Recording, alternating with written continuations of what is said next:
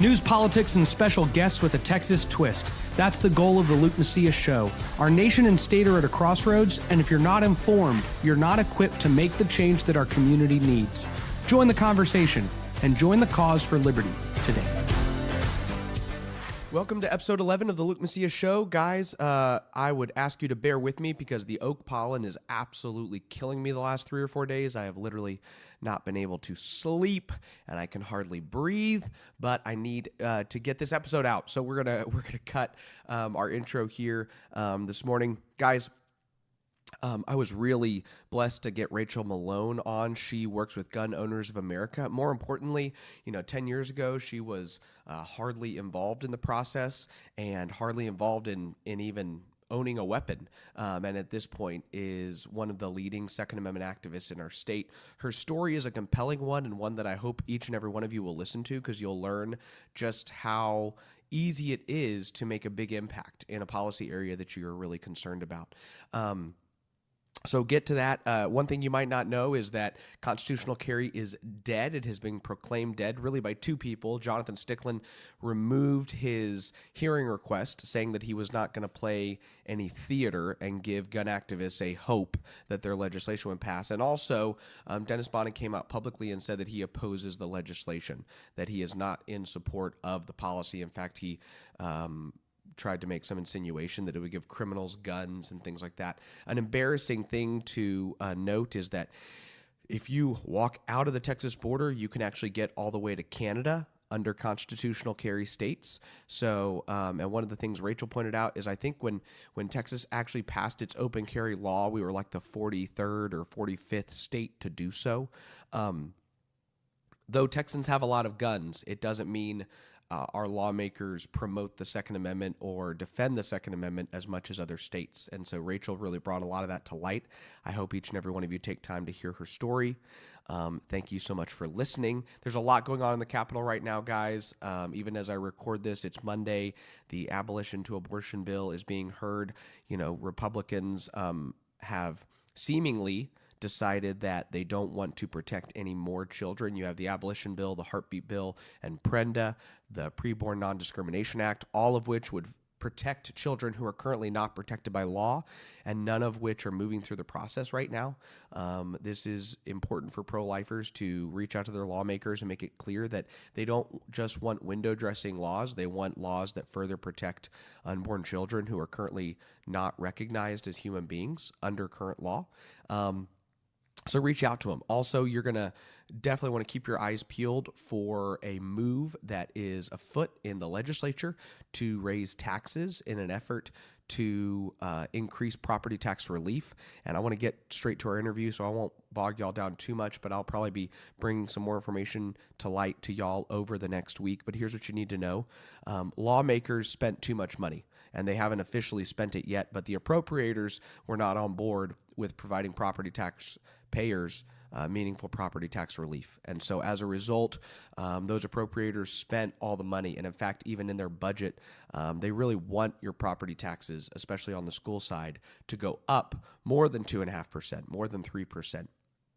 And so we're now in a situation where it's very difficult for them to actually cap property taxes, which they need to do, and they don't have the money to give you. Now, when I say they don't have the money, it's there. It's in the account. They have more than enough money to give you meaningful property tax relief, but they have plans for it. They have other government that they think needs to grow before your pocketbook gets a little bit of relief.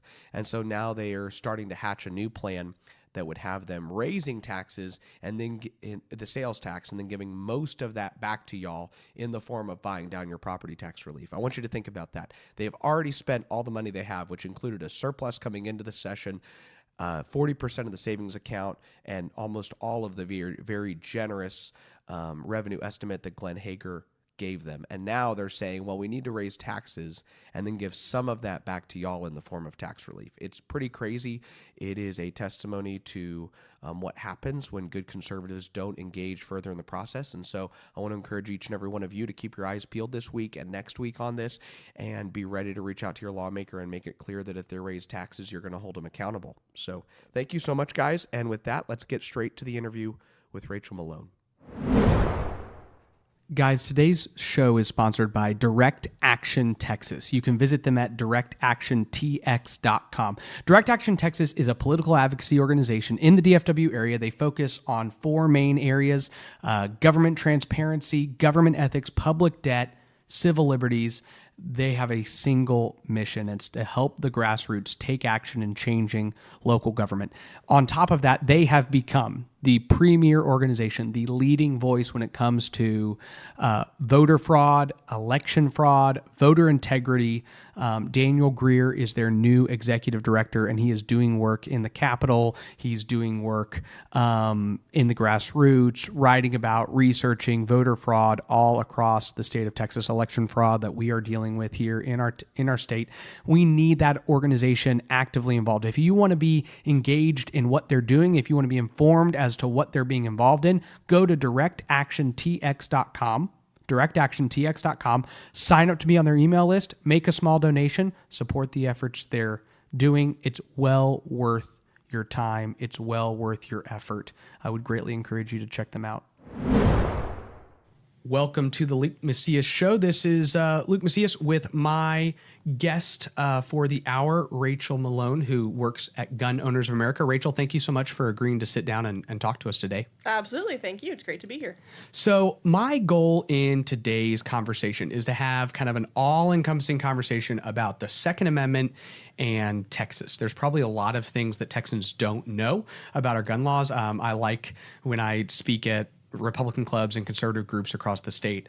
I always talk about how we love to think of ourselves as this model for the nation, but when it comes to certain things like, I don't know, your Second Amendment, we really aren't even good at following other states' lead, right? I mean, other states have led on this issue, and we haven't even followed in their footsteps. If anything, we're digging our heels in, seemingly, when it comes to the Second Amendment issue. So I want to kind of broad brush the Second Amendment issue, and we'll have a couple things to talk about because we're in the middle of a legislative session. I want to get your expert ideas and thoughts on some of the things we're currently dealing with. But with that said, can you just kind of start with your background, where you come from, whether you grew up around politics or this was something that you came to at a later time, and then what kind of brought about the gun issue as the top issue for you? Sure.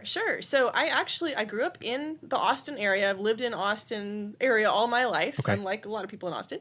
And I grew up in political circles. My family was very politically involved. We're very conservative. Okay. So I believed in all the conservative issues. I never, ever had a point where I turned my back on them and became a liberal. I was always conservative. I block walked for Republicans when I was 5. Okay. I was leadership in Republican women's clubs when I was 13, or when I was a teenager. I was actually elected a delegate to the Republican state convention the very first time I was old enough to vote in a primary. So you would think I'd be a gun person, right? Mm-hmm. Okay. So when I was about 10 years ago, when I was 22, 23, somewhere around there, my brother announced that he was going to get his license to carry. I completely flipped out. I didn't know why anybody would want to carry a gun, why they should carry a gun, and I made up some facts that I thought I'd heard in the media about how it's always stupid and dangerous to carry a gun. It's going to blow up on you. There's no way you ever need it. We live in a safe society. Even if somehow you were attacked, a gun is just never a useful tool. And in reality, I was terrified for his life, because everything I thought I knew about guns was that they were dangerous and there's no valid reason to have one as a tool. And all I wanted is to save my brother's life. And how old were you at this point? I was early 20s, 22, 23. So I was no longer deeply involved in politics, but I still believed in conservative principles. But the problem is I didn't know anything about guns, and I didn't know anything about liberty. And conservatism is very different than understanding the principles of liberty. The reasons why we should want the issues to happen the way that we should. So he challenged me to go find evidence and back up the things that I was saying, and I vowed that I was going to do so, and I was going to change his mind to save his life. And I came back probably a couple weeks later, knocked on his door, and I had one question. How do I get my license to carry? Because the facts just completely changed my mind.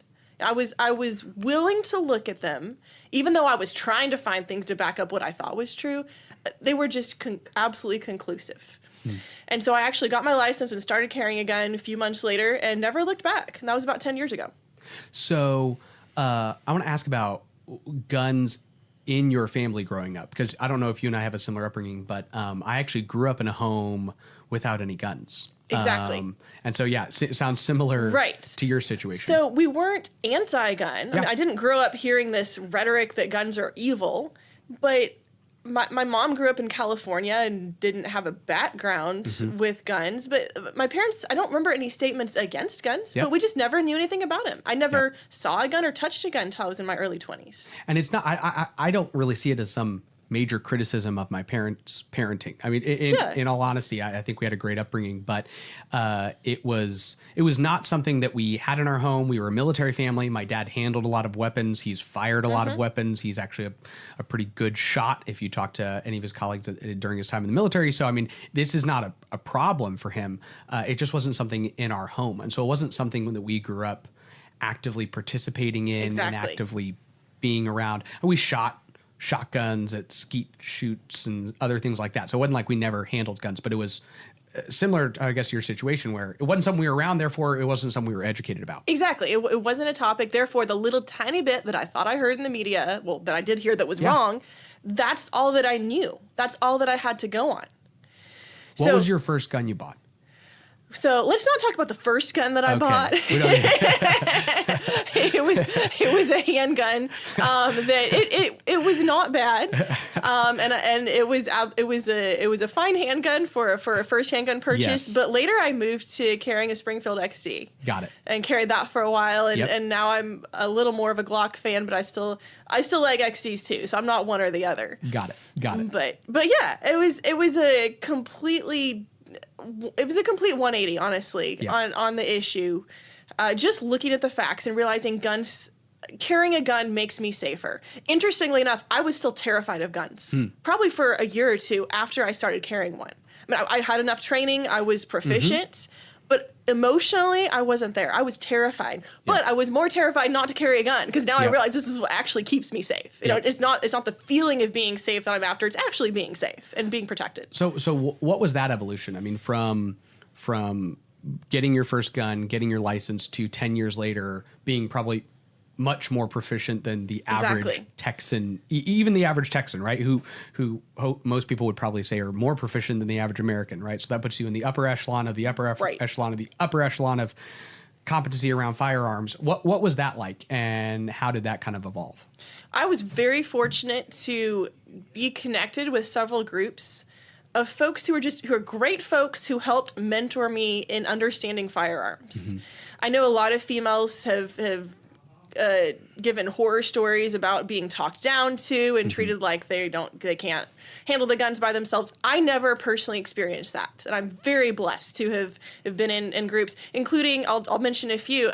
Appleseed, if you're familiar with the Appleseed Project, it's rifle instruction, but a lot of those same guys who taught me how to shoot rifles and how to instruct also mentored me and helped me understand pistols and how to shoot handguns and how to carry safely and just the mentality of why we carry a gun, and we do this to save lives and we do this to preserve liberty. And they're the ones who really instilled in me that understanding of liberty, as well as the practical understanding of carrying a gun and the encouragement. And they were awesome, and I still know them, and I treat them as friends and colleagues. And I look back to that as what cemented in me the knowledge that yes, I can carry a gun, I can be competent, and this can save my life. So when did you go from somebody who was becoming more proficient in guns to somebody who now enters the role of Second Amendment activist? Like, what was that? What spurred on that action? So I have the same brother to blame for that. So all of this went down. How many siblings do you have? Do you mind me asking? 4 brothers, 4 sisters. Okay, there you go. Yes. Okay, well, I've got 6 siblings. My wife has 9. So yeah, we're in the same ballpark. Right, exactly. So a couple of years after I started carrying a gun, it was 2011. So I've been concealed carrying, right? And I'm trying to make sure my shirt always covers my gun because I don't want to go to jail, right? Because just for the fact that my shirt's on the wrong side of my gun, because that would be stupid.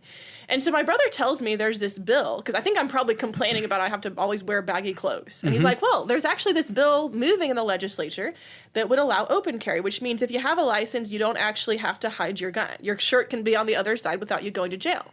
I'm like, okay, that's reasonable. That sounds common sense. I'm sure all the gun nuts, all the political nuts, they're going to go do their job and make sure this happens. And I vowed, I'd been deeply involved in politics. I was not any more interested. I was still going to vote and still maybe going to do a little work, but hey, I wasn't going to go and fight for these issues, but I was going to let all the political nuts and all the gun nuts do their job. And so I didn't really track it. And then the very last day of session, this is literally 11th hour, 11 o'clock p.m., last day of session, I kind of asked my brother, hey, where is that bill? What's happening with it? And he mentioned it. I believe it was stuck in what was called the Calendars Committee, which I'd never heard of. And he explained to me the way this works. And I figured surely no other Texan even knows what the Calendars Committee is, or they wouldn't allow this to happen because it sounded atrocious. And so I figured I was going to be that hero who made all the right phone calls, 11 p.m., the night session ends, to make sure that bill moved out of calendars and got passed on the floor. Because I just thought I could do it, And I made the phone calls, and I only got answering machines, and woke up the next morning and I realized it had died. And my brother kind of goaded me a little bit. He's like, well, why are you complaining? Because you didn't do anything about it. And I looked back, I said, fine, I'm going to go and make sure this bill passes. I will do whatever it takes to pass this bill. And that's what started it. It was a dare. Do you remember what session that was? Yes, that was 2011. So that would be 82nd session, I believe. Got it. So the 82nd session, that happens.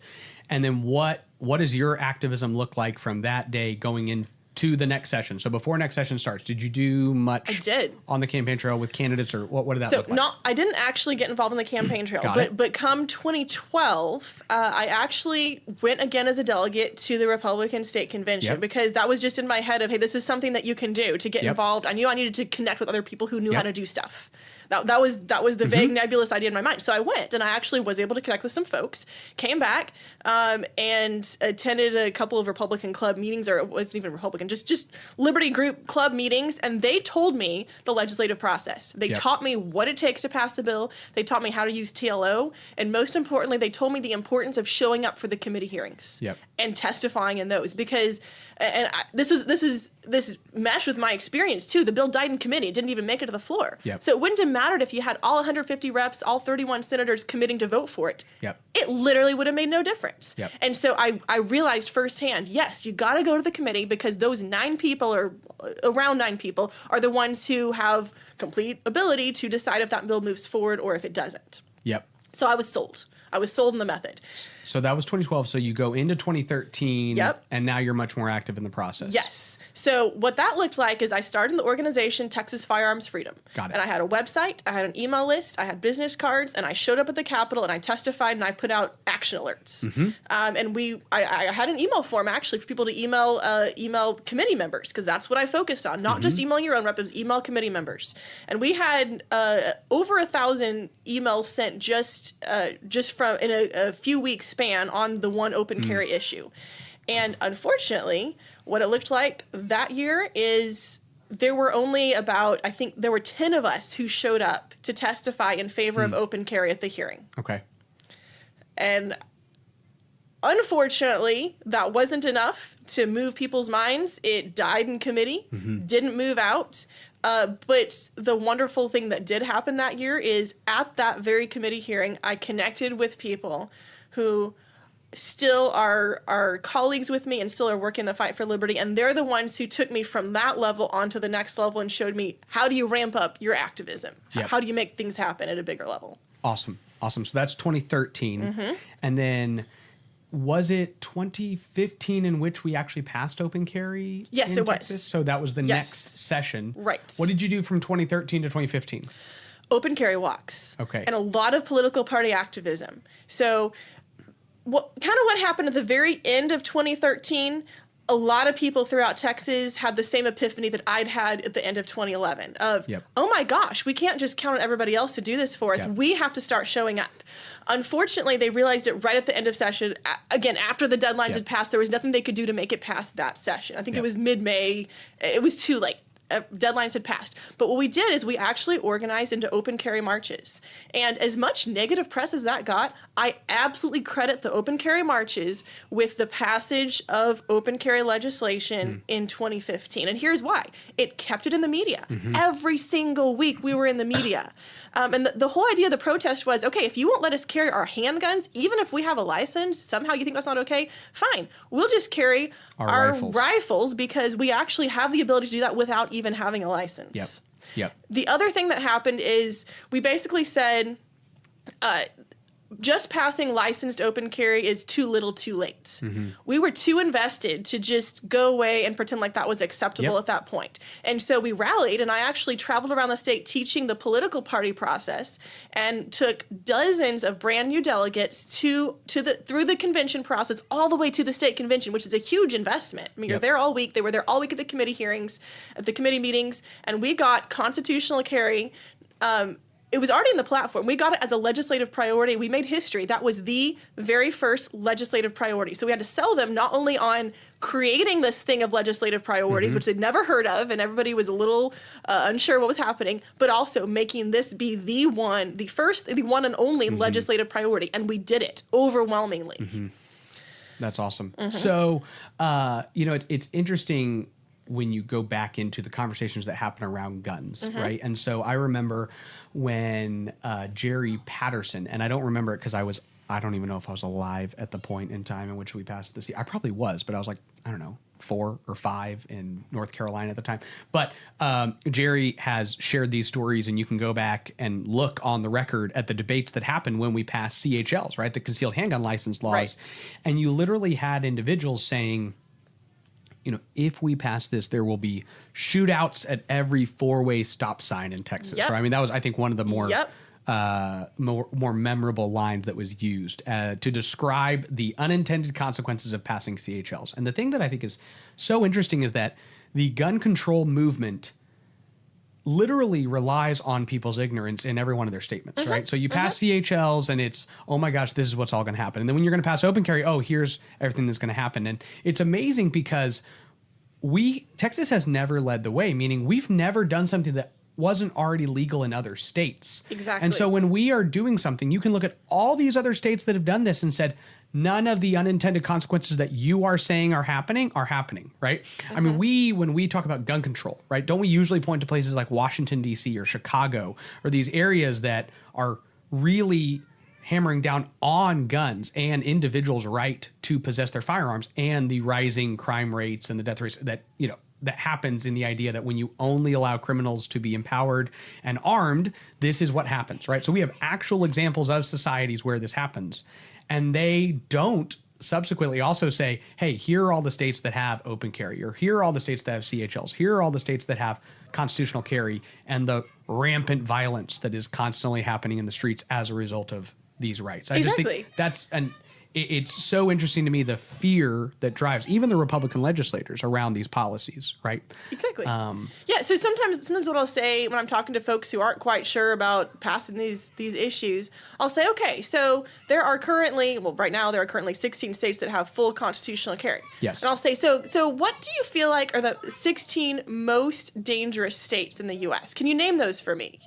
And then we go through and we realize that those are the states that actually have the most restrictive gun laws, the ones that are most dangerous. And so that kind of helps prove the point. Yes. But if I could for just a minute, just back up. People ask me a lot of times who believe in gun rights but aren't invested in this. They'll say, okay, what is open carry? What is constitutional carry? What's the difference? So think of it this way. You have open or concealed, and that means you either carry where you can see the gun or you carry where you can't see the gun. Yep. So open carry, you can see it. Concealed carry, it has a shirt over it or something. Yep. Okay. Either of those can happen. A state can allow either one of those with or without a license. So you kind of imagine a graph there. So you can have licensed. Right now, Texas has licensed concealed carry and open carry. Constitutional carry means you can do both of those things without a license. So no permit required. You can have your gun on you, either open or concealed, either see it or don't see it. Some states have kind of a mix. So some states will say, okay, if you have a license, you can carry whatever way you want. If you don't have a license, you can carry as long as we can see it. Or one of them says, as long as we can't see it. And just to break it down, there are currently 45 states that allow licensed open carry. So if you have a license, you can let people see your gun. Texas was the 45th state. And that's pathetic. Yeah, it's really embarrassing. It's embarrassing. Okay? There are about 31 states that allow carry of a gun with no license as long as they can see it. So that's unlicensed open carry. 31 states. Texas is not on that list. There are 16 states that will allow you to either open or conceal, no license required. Texas is not on that list. It's pathetic. Yeah. Texas needs to catch up. So, and a point, my question in constitutional carry is, people who would not be able to legally obtain a license could not legally carry even unlicensed. Is that correct? Does that make sense? So it's what it's constitutional meaning if you can legally carry. purchase a gun, Yes, you can legally carry. Yeah, it's tied to gun ownership. It's absolutely tied to gun ownership. And there's this falsehood that's being spread sometimes about, oh, this would let criminals carry. Yep. And every time I hear that, I just respond by saying, no, actually it wouldn't. Have you read the bill? The bill says if you aren't allowed to own a gun, you can't constitutionally carry. It also says if you are breaking any other law besides a Class C traffic misdemeanor, you can't carry. Therefore, and I tell them this bill actually keeps the criminals from carrying. And they look back at me and they say, well, no, a law can't keep a criminal from carrying. And I say that is exactly the point. To the extent that a law can keep criminals from carrying, this bill would actually strengthen those protections. Make it even harder for a criminal to carry, to the extent that a piece of paper can make it harder. But if you agree that, you know what, criminals are going to do what criminals are going to do, and they're going to break the law, then this actually also makes it harder for them to carry out their crimes because it lowers the barriers for the law-abiding citizens to have their guns and to stop the threat when criminals attack. So at what point did you go from volunteer political activist to, a full-time political operative within the Second Amendment community? Less than a year ago, actually. Okay. This is my first session having the honor and the privilege of being the grassroots gun rights lobbyist, being a registered lobbyist working for gun rights in the Capitol. Awesome. Now, after the passage of open carry, what was the next step in your involvement? Right. So even though the bill that was on the table was licensed open carry, we were all fighting for constitutional carry. Correct. We showed up at the hearing and we testified on the bill. We refused to even testify in favor. The majority of us said, okay, let us open carry, but get rid of the license requirements. They gave us open carry. It's kind of like a negotiation. You get less than you ask for. But we continued to fight. And so we reorganized and again went through the political party process, came back in 2017, which was the last session. And we got a hearing for constitutional carry. Not only a hearing, but we overwhelmingly supported constitutional carry. We had a couple hundred activists showing up in favor of constitutional carry. And it was a glorious day to have that and to let the people speak about why this is important to them, how important it is. Unfortunately, it also got tied up in committee, and it never made its way to the floor. And in fact, that session, they tried to, if I recall correctly, Representative Stickland tried to amend constitutional carry onto the open carry. Isn't that correct? Or they basically said it was not germane. I'm literally pulling this out of my memory bank from 2015, but I remember Jonathan on the floor arguing the germaneness of his constitutional carry bill to the open carry bill. There was an argument around that. Yes. There were several amendments proposed, including in 2015 when that came through. And interestingly enough, there was the Dutton Amendment, which you may remember. Which this is something that is a bipartisan issue that I'm going to say that the Democrats actually a lot of times do better than the Republicans on. And this is saying that just the mere presence of gun doesn't make you a threat, or you don't have to identify. Yes. Eliminating the probable cause of carrying a gun. So an officer can't just say, well, you're carrying a gun, therefore I'm going to stop you and require you to ID because I don't have anything else to nab you on, but I'm going to nab you on that just because I don't like the way you're walking. Yep. Or I don't like the color of your skin, or I don't like whoever you're associating with. And they care about that because minorities suffer indiscriminately from that. And so they actually do a better job of upholding our liberties in that aspect. Yeah, no, absolutely. So I just want to give our listeners a couple quick things. One, Rachel was kind enough to record this conversation with me in the Capitol because she's so busy fighting for your Second Amendment rights that she couldn't break away. So we actually found a little corner office to record this in. If you hear some background yelling, I think we have a couple children of staffers here, which is an awesome homeschooling class in government. But if you do hear any of that, just to give you context to our location as it's pertaining to. But it's due to the fact that Rachel is here dedicated to Second Amendment issues, and that's going to get us into this session. So I want to take that and kind of bring into this session. So we came into the session, again, talking about the fact that Texas we're not even good at following other states when it comes to protecting their Second Amendment rights. Before this session and before you work for Gun Owners of America, you did spend some time working at the Republican Party of Texas. Can you give the listeners some background on what you did while you were there, and maybe some of the things you're excited about when it comes to the party's involvement on the Second Amendment issue? Exactly. So for several years, well, as I mentioned, starting in 2012, I became active again in the party and became even more active in the party process around 2014. Not only going to conventions as a delegate, but being involved in their quarterly board meetings and what they're actually doing to promote the platform. And I realized that there is basically no action. I assisted with work on creating the Legislative Priorities Committee, which was tasked with helping implement the legislative priorities. So, like, for the first time, this is actually a thing that the party said, hey, let's take action to try to implement some of the things that grassroots had asked for. And then in 2017, actually, there was a vacancy in chairmanship. And so Chairman Dickey was elected first then after a super quick 2-week campaign. And he actually hired me one of his first days in office, the first Monday in office, to come and fill a vacated position. And so I was the operations director of the Republican Party of Texas. Got it. So assisted with things such as administrative things like scheduling, but also did a lot with legislative action because I realized there was literally no staff assigned to work on the platform, to work on the priorities. And so it was my privilege to be able to step in and fill some of that during special session. We had briefings with legislators. We put out fact sheets about all of the special session call items that related to platform items. We testified. It was really glorious to be able to be involved in that with the party. You know, we've had James on the podcast. He was, I think, our second or third interview, but you and I probably both share an appreciation for his willingness to engage on the policy issues because he is probably in the Capitol working on the priorities more than any chairman in recent history has been. Sure.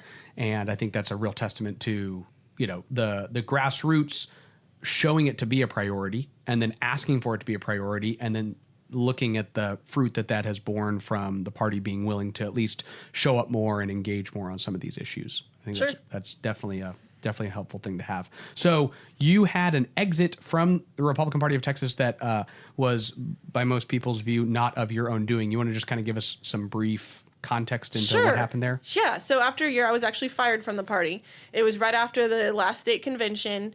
Leading up to that convention, we'd seen some horrific acts of violence here in the state. Yes. There was the Santa Fe attacks, Sutherland Springs, and kind of leading out of that, we saw the governor's firearm and school safety action plan that included some ideas that were very contrary to liberty. I and many others had major concerns about, including red flag type gun confiscation laws, including many others.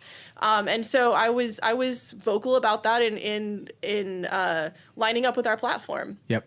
And can we quickly give listeners context to what a red flag law is? So our governor, after several acts of violence that criminals, enacted here in the state, came out, and one of the things he promoted as a policy was the idea of a red flag law. Yes. I think that's I don't think anybody would dispute that statement. No, correct? That's correct. Okay, so tell our listeners, what is a red flag law? Red flag law is a means of taking away people's firearms or prohibiting them from possessing firearms when there's not even probable cause of a crime having been committed, no accusation of a crime being committed, no medical diagnosis of mental incompetency with due process in there. None of that's in place. It's let's take away the guns first and then think about this later. So, is it what am I thinking of? The Tom Cruise movie? Oh, come on. I probably shouldn't bring up a movie that I can't remember the title of that has everything to do with seeing a crime and solving it before it's committed. But I'm going to look it up. Actually, I'm going to find my phone and look it up. But the point being that the idea behind a red flag law is that prior to somebody committing an act of violence with a gun, if we can take the gun away from them, then they can't commit that act of violence. Am I doing it justice in the general idea of the policy? That's the concept. It's like let's keep people safe by getting rid of by taking away their guns, but what it does is it tries to spread a wider net. It tries to spread a wider net of take away guns from more people in the hope that we actually got the right gun away from the right person. Yes. Now he can no longer commit this violent attack with that gun that he legitimately owned. Maybe he can go do it with some other weapon. He can do it with some other stolen gun or improperly acquired gun. But that's what it is. And I just, in principle, I completely oppose that approach. It's unconstitutional. It's wrong. It's blatant violation of our rights. Instead, we should be approaching the issue from recognizing that evil's always going to exist. We all want to feel safe. We want to be safe. And it feels really great a lot of times to say, if only somebody else could take care of us and I didn't have to fight. And it's very easy for people to say, if only the government could take care of us and make sure that none of these attacks ever happened again, never again. But in reality, evil will always exist. People with evil motives will exist and they will find a way for carrying out their evil plans. And the best that the government can do is to reduce the prohibitions and reduce the barriers for law-abiding citizens to be able to carry their guns as a self-defense tool, so that in the hopes that next time evil rears its head, some good guy with a gun will be there to stop the threats and mitigate the harm. So I think everyone generally agrees that the governor or his team or somebody affiliated with them more or less requested that you not continue to work at the party. I mean, I know that's been said by a lot actually, of people. I was told when I was fired, I was told the governor said it was not acceptable for me to work there, given my stances for gun rights. Yeah. And this is another point to kind of bring into the discussion about the fact that not only is Texas not on the forefront, ever leading when it comes to expanding your Second Amendment rights. And when I say expanding, I just mean recognizing the right that exists. So we already know the Second Amendment gives you this right. Right. The state of Texas has decided you don't really have your Second Amendment right. Like, we're going to regulate it. We're going to oversee it. We're going to limit it to only these people. So we're already saying we don't really fully recognize your Second Amendment rights as they exist. And all we're trying to do is repeal that infringement. And so as we're trying to say, hey, other states have recognized their citizens' rights and have fully recognized those rights to the point that those citizens are able to practice their Second Amendment where they see fit in a way that they determine is best to defend themselves. Texas not only has gone there, but now we have a leader that's coming out saying, hey, I think some more gun control measures might be appropriate when it comes to this situation. And in a way that infringes on someone's individual liberties, because we're literally, in a sense, claiming that somebody is guilty of something prior to ever committing a crime. Right. And that now you don't have a Second Amendment right. Not based on the fact that you've done something wrong, based on the fact that we think you might do something wrong. Right. And the red flag gun confiscation proposals are a blatant violation of that. They absolutely step on that.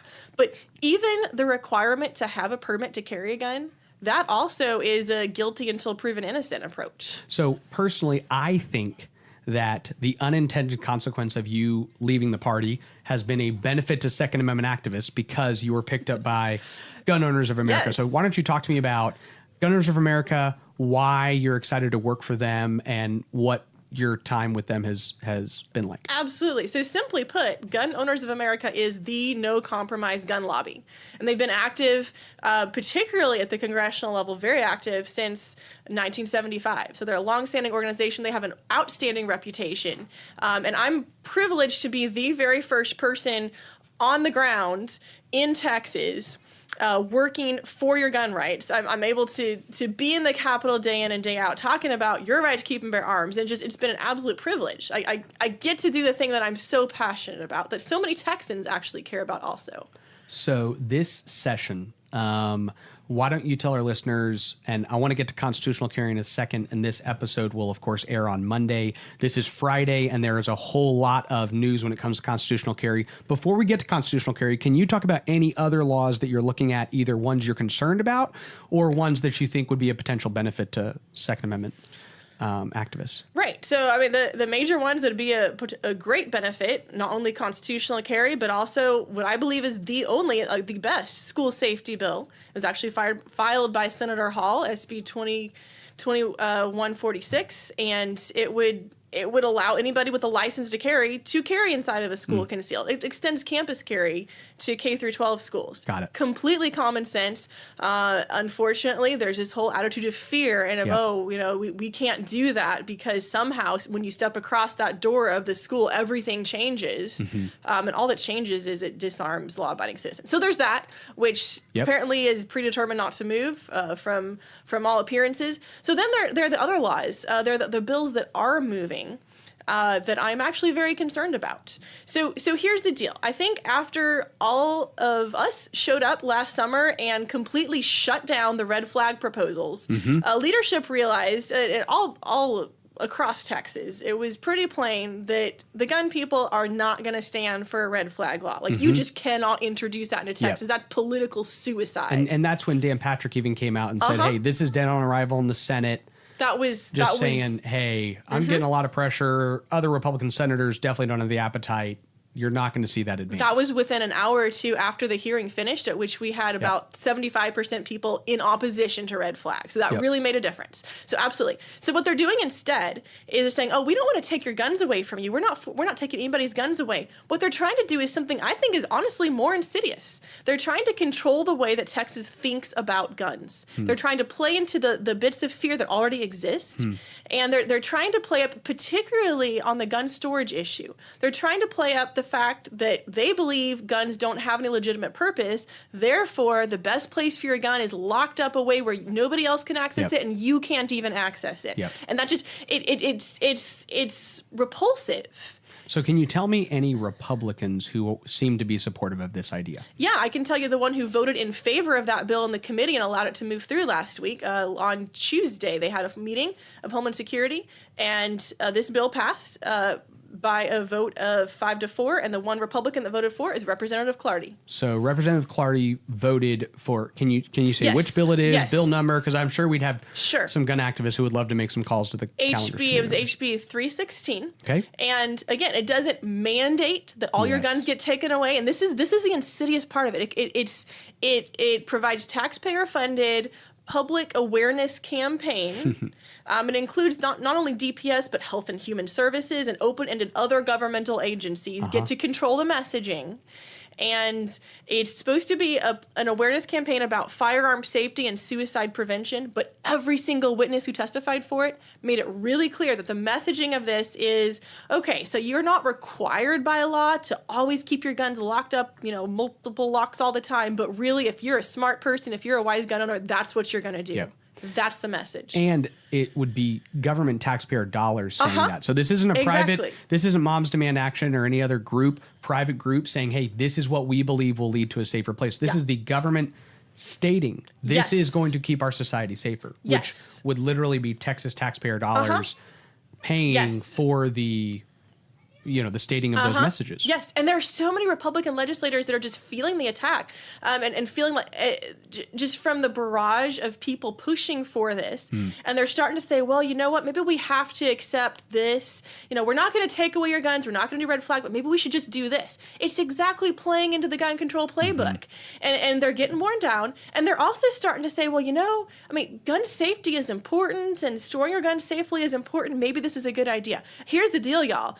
Gun gun safety is important. But part of that is you need to have a gun on you in order to save your life potentially, responsibly. That's part of it. It's gun usage. It's knowing how to safely use a gun, not just how to keep it locked up so you can't get to it. And that's the issue. It's also safe storage is not a one-size-fits-all scenario. The government has no place mandating how guns should be stored. Yep. And I think that was the when red flag laws, or not even just the red flag laws, I think there were a couple other policies that were being pushed last session. I remember the Freedom Caucus coming out with a very, and it might not have been an official statement. I think Matt Schaefer kind of tweeted it out, and a number of other legislators started tweeting a simple thing that said, the government has no business telling you how to store your guns, right? Exactly. Which is a pretty fundamental statement that I would think that most Texans, not only conservatives, but independents and just independent-minded Texans would say, yeah, no, the government has no business telling me how and where to store my gun. So let's get to constitutional carry now, because so some news has come out. Why don't you give everyone kind of your perception on the changes, and just so I set the stage a little bit. Representative Stickland filed constitutional carry. This is his. This is a thing that he has filed multiple sessions in a row and been an advocate for. He believes that Texas should stop being last when it comes to its recognition of the Second Amendment. And so that legislation, though, has been delayed, right? And Dennis Bonnen appointed a Democrat to chair the committee. I think most of us knew that bill was dead the day he announced a Democrat chairman, and the bill has simply sat in committee. And so Representative Stickland came out with a statement, and I don't have it in front of me, but he essentially said that he's not going to play political theater with this legislation, and that if the legislation even receives a hearing at this point in the session, it's so late that we know that even if the Democrat chairman moved it out, and even if it got to calendars, and even if it went out, that it's not going to become law this session. So why ask all the gun activists across the state to come in and tell a Democrat-chaired committee why they should recognize our Second Amendment rights when we know that it would be theater at that point? So he has removed his request for a hearing,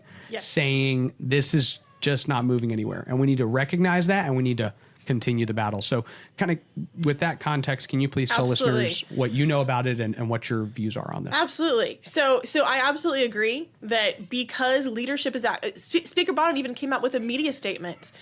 He told media that he opposes constitutional carry. Yeah. And I've already been saying that if leadership wanted constitutional carry to pass, it would pass, but that was the only path. Yep. For the past couple of weeks, we've been past enough deadlines where that was the only path for HB 357 to pass. Yep. Now we have that clear statement from him. It's obvious there's no clear path for it passing. Yep. And if they were to schedule a hearing in the middle of April or late April, that would absolutely be political theater. And I don't want to tell my folks who are willing to drop everything and sacrifice multiple days of pay, take vacation or take off work, drive in, spend the night somewhere. It's a huge sacrifice. Yeah. And I have hundreds of people who absolutely would have done that. It would be wrong for me to tell them and give them that hope of, hey, you guys all have to come in here and testify for this hearing that we know is not going to go anywhere because Speaker Bonnen obviously has said he doesn't want it to pass. And Pancho Navarez is a Democrat. I mean, a Democrat who carries and who has a gun, but not a Democrat who wants to see us pass constitutional carry. He's a gun guy, but not a rights guy. That's right. And that's the case with a lot of people, Democrats and Republicans. A gun guy, sure, I have guns, like to go to the range. I'm not going to take away our guns from you, but nah, I don't really believe in your rights to carry. You should have to go through hoops. So yes, exactly. And so let's get this straight. The committee chairman, every committee chairman has sole authority to schedule a hearing or not schedule a hearing for a bill, to put it on for a hearing, to put it on for a vote. That is completely in their lap as far as authority goes. However, who appoints the committee chair? Well, it's the Speaker who appoints them in the House. And they can actually rescind appointments and reappoint different people. So if he actually cared about this, and if he went and talked to the chairman and said, I really want you to give this a hearing, and he actually refused, there are plenty of ways he could go about making it happen. And that's why I keep on emphasizing it goes back to top leadership at this point. That would be the only key to passing it. He said no. So yeah, I agree with refusing to participate in political theater. I don't want them to use us for entertainment. We've got better things to do. And here's the deal. We're not giving up fighting for constitutional carry or fighting for our rights, but we realize there are better ways that we can spend our time right now more effectively. Instead of being their entertainment for useless purposes for us. So if you are somebody out there who's a gun person but not actively involved in the fight in some way, what are a couple things that person could do to further engage? I mean, if you were to give people, I'm sure you've done this before, but if you were to give people 2, 3, 4 different things that they could do, and maybe not just specifically on guns, even just being an activist, right? You're somebody who came from, I'm just hanging around, have my own life to worry about, to actively involved in the Republican process, to making changes at a party level, to now affecting policy on a statewide level. And that path happened in a pretty short timeline. And that's one of the things I enjoy when in all of our conversations. We had a conversation with Aaron Harris and you and other people who, 3, 4, 5 years ago were just an activist, talking to a couple people, showing up to some meetings, and now are having, in my opinion, a pretty major impact on policy and the political process in Texas. So what are some pieces of advice that you'd have for people who want to start getting more engaged? What are some things they can do? Absolutely. So first, I need to say that grassroots activism today is different than it was a decade ago or a couple of decades ago. Back then, only a few emails or phone calls would actually be enough to make a difference. Now there are so many grassroots lobbying organizations. There's so many professional lobbyists who actually put out grassroots action alerts and make it very easy for anybody to just go click a button and an email gets sent. That just sending a flood of emails is not enough anymore to make substantial change happen. And I know what I'm asking is a sacrifice, but if you really care about an issue, you kind of have to be here in person. I'm not saying you have to live at the Capitol or live in Austin, but you got to pick at least 1 or 2 days to come down here in person, preferably for a committee hearing, testify in a committee hearing. We'll talk a second about how to do that. If you can't do that, one of the best things you can do is actually call your legislator's office, their Capitol office or their district office right there, hopefully fairly close to where you live, at least not as far away as Austin. Ask for a meeting with your representative. Go in and have specific issues, preferably specific bill numbers that you want them to support. Have some reasons. You don't have to be an expert on the subject. You do have to have some reason to present, and preferably a personal story about how this affects you. That is, I believe, the best way to do activism these days. And to make it more effective, you also connect with other organizations. So if you want to connect with Gun Owners of America, go to gunowners.org/alerts. That's gunowners.org/alerts, and you can sign up for our free email alerts. And we'll let you know not just when you can send an email, but I'm sending out emails letting you know when you can show up, when it's going to be most effective. And other issues you care about, connect with people who are doing the boots on the ground work. The people who are telling you when you can show up for something. They don't just want your money, they want your boots on the ground. Those are the organizations to connect with.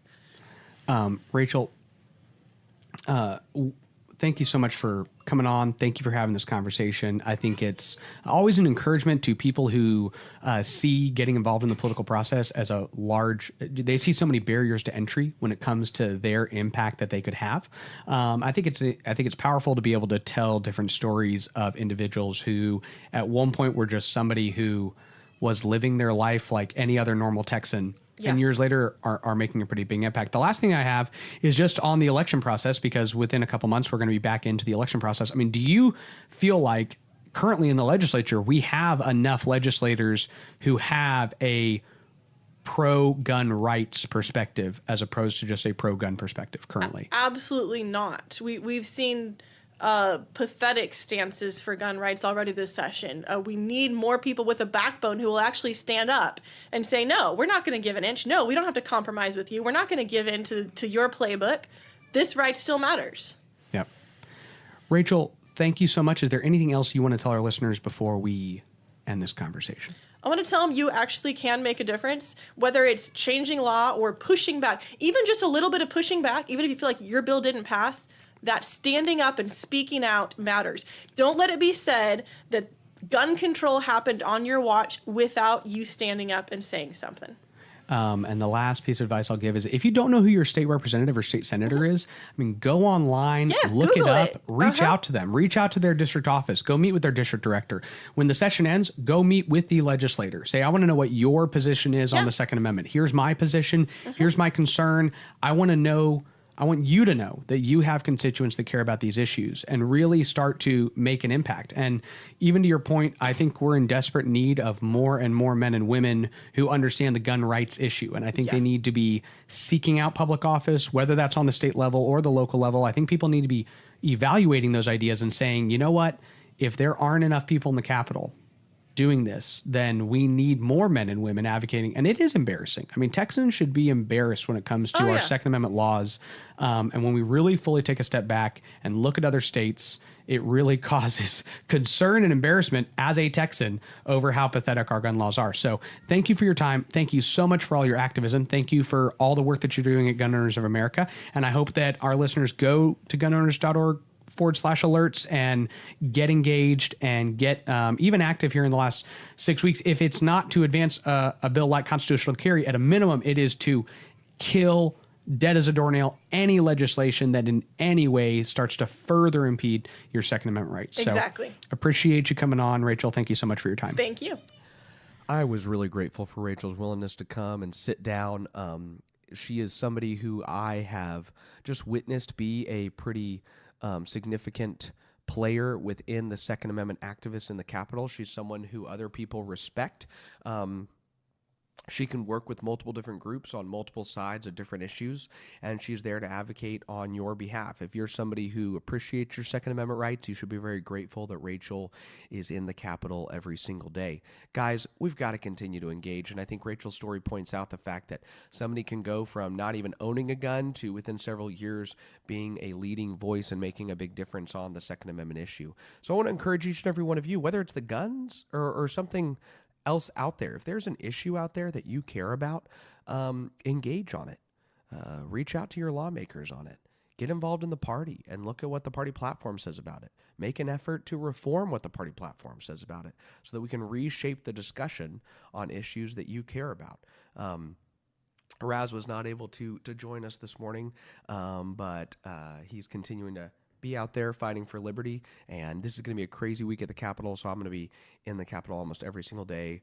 There's a lot going on, as y'all heard in the intro, but just want to encourage each and every one of y'all to stay very alert over the next 6 weeks because your liberties are at stake, and fundamental principles that Republicans have previously held dear will be at stake, and it's going to be very important for each and every one of you to engage. If you haven't gone to LukeMacias.com, visit that. Put in your email there. If you're running for office, please reach out, MaciasStrategies.com. Of course, we're continuing to gear up for the 2020 elections, and a shameless plug would be that we we'll still be very picky with who we work for. We're only working for conservative individuals who are dedicated, not just Republicans, but conservatives who are dedicated to limiting government in whatever way that they end up serving in. And so we're going to continue to gear up, and we've been rolling out a couple campaigns here and there over the last several weeks, and we will be rolling out several more as the months continue. Guys, we've got a lot of work. I'm grateful for each and every one of you who've been listening to this show. Please consider following me on Twitter. Like I said, put your email there in LukeMacias.com, and we'll email you the weekly episode when it comes out. Appreciate everything y'all are doing. God bless you. Thank you for listening to The Luke Macias Show. If you value this content and want our message to spread, please consider 3 of the following steps. 1. Subscribe to the podcast on whatever platform you're listening to us on and leave us a review. 2. Visit LukeMacias.com and sign up for our email alerts. And 3. Follow Raz and I on Twitter and visit my Facebook page at facebook.com/Luke Macias, Texas. Again, that's facebook.com/Luke Macias, Texas. Thank you so much, and God bless.